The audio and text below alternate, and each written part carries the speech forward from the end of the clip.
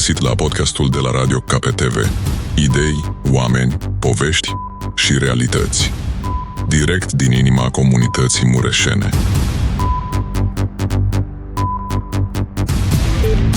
Bun venit la Radio KPTV din Târgu Mureș. Suntem, ca de obicei, aici pentru a aduce în atenție oameni faini, inițiative locale, ce mișcă lucrurile în comunitatea noastră. Astăzi ne uităm puțin mai atent la un proiect educațional care, sincer, a început să facă ceva valuri pe aici. Lab School se numește. Avem în față niște materiale, informații despre laboratorul ăsta de științe pentru copii și promisiunea lor sună bine: să facă din învățat o aventură. Scopul nostru aici, la Radio KPTV din Târgu Mureș, e să vedem ce aduce bun Lab School pentru Târgu Mureș. De ce place părinților? De ce sunt copiii așa entuziasmați? Hai să vedem. Da, Lab School se bazează pe conceptul ăsta STEAM. Știi, acronimul pentru știință, tehnologie, inginerie, artă și matematică. Dar dincolo de etichetă, ce mi se pare mie, din ce am citit, foarte important e cum fac ei lucrurile, adică învățarea activă. Copiii nu stau cu minți în bănci să asculte, nu, ei fac experimente, fiecare cu mânuța lui. Și asta îi ajută enorm, știi, să lege lucrurile între ele, să gândească analitic, să fie creativi.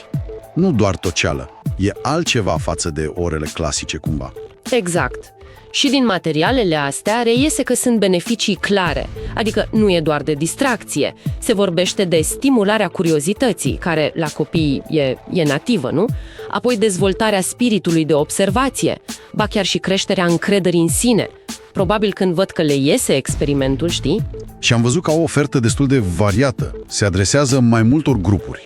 Da, și asta mi se pare un punct foarte. Diversitatea. Au programe pentru clase întregi. Vin ei la școală cu laboratorul mobil sau merge clasa la ei. Asta e flexibil. Organizează și evenimente private, gen pentru firme sau alte școli. Dar au și module, cum să spun, dedicate pentru părinți și copii, pe grupe de vârstă, ceea ce e logic. De la cei mici, The Little Explorers, 4-6 ani, până la liceeni, la cercetătorii mari, 14-18 ani. Plus grupele intermediare, evident. Par foarte adaptabili. Pare bine structurat, într-adevăr. Dar uite ce m-a frapat pe mine. Accentul pe siguranță. Adică zic că folosesc ustensile de plastic, similare celor de laborator, dar sigure. Și doar substanțe naturale. Întrebarea mea e: cum faci experimente relevante, poate chimie, fizică, doar cu plastic și chestii naturale? Nu limitează puțin? E o întrebare bună, da.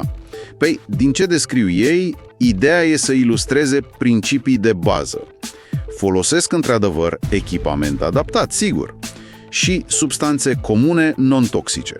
Gândește-te, copiii măsoară, amestecă, filtrează, fac chestii practice, prepară săpunuri, de exemplu, metoda aia simplă, melt and pour, topesc o bază și o personalizează, fac slime, evident, nelipsitul slime. Sau, uite o chestie interesantă, extrag ADN-ul din banane. Pe bune? Se poate vedea? Da. E o metodă simplă cu alcool rece și vezi cum precipită ADN-ul ca o vată albicioasă. E super vizual pentru copii să înțeleagă că materialul ăla genetic chiar există fizic. Wow, asta sună chiar mișto. Deci nu e chimie de sinteză complexă, ci, ilustrarea unor concepte fundamentale. Prin joacă, prin chestii palpabile și, foarte important, sigure. Înțeleg acum. Accentul e pe concept, pe înțelegerea prin experiment direct. Are sens. Și în spatele proiectului ăstuia stau doi oameni cu background serios, am văzut. Tvereș Beata, inginer biochimist, cu experiență în farma, și Mureșan Adrian, doctor în fizică, cercetare, predat la universitate. Asta dă încredere, nu? E și o poveste faină de antreprenoriat local. Au văzut o nevoie, au creat ceva. Absolut. Expertiza fondatorilor contează enorm. Probabil se vede în calitatea experimentelor, în cum sunt gândite. Adică îmbină rigoarea științifică cu joaca adaptată vârstei. Și se pare că funcționează. Părinții, profesorii, văd rezultate. Am găsit un citat de la un părinte, zicea că fiul lui a zis că a fost, citez, cel mai mișto seminar. Asta spune multe. Și o profesoară sublinia că elevii ei au înțeles mult mai bine la ce folosește chimia aia teoretică după ce au fost la Lab School. Ca părinte, genul ăsta de feedback te convinge, știi? Că nu e doar o joacă, ci chiar învață ceva util. Exact.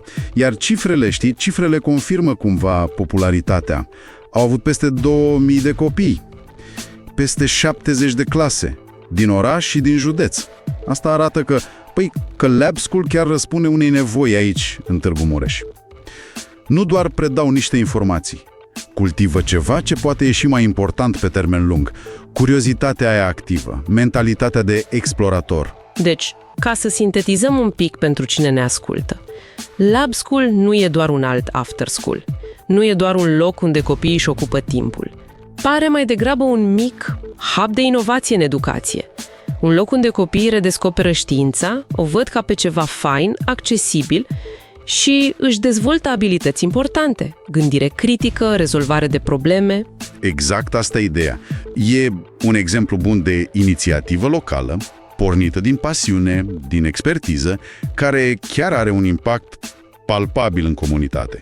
Și pentru cine e interesat să afle mai multe, părinți, profesori, poate chiar firme pentru evenimente, găsesc totul pe site-ul lor. E simplu, labschool.science.